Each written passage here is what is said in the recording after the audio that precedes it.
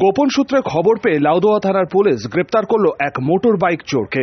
শামসেরগঞ্জ থেকে আরিফ হোসেন নামে ওই মোটর বাইক চোরকে গ্রেপ্তার করে লাউদোয়া থানার পুলিশ। প্রসঙ্গত উল্লেখ্য, গত কয়েকদিন আগে লাউদোয়া এলাকা থেকে মোটর বাইক চুরি করে নিয়ে পালায় আরিফ হোসেন, এমনটাই অভিযোগ। এরপর তদন্তে নেমে লাউদোয়া থানার পুলিশ মুর্শিদাবাদের শামসেরগঞ্জ থেকে গ্রেপ্তার করে আরিফ হোসেনকে। পাশাপাশি উদ্ধার হয়েছে চুরি যাওয়া ওই মোটর বাইকটি।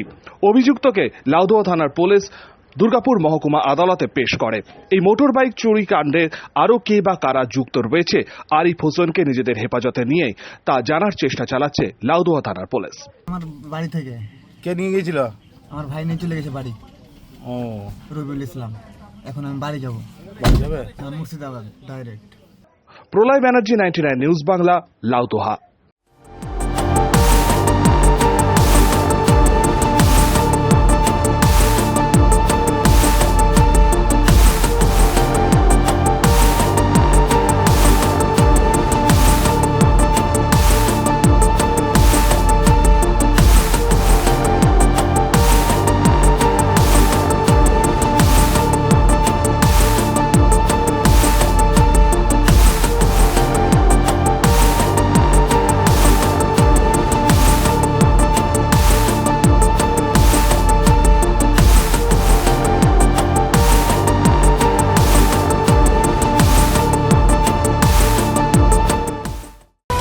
আপনারা দেখছেন 99 নিউজ বাংলা।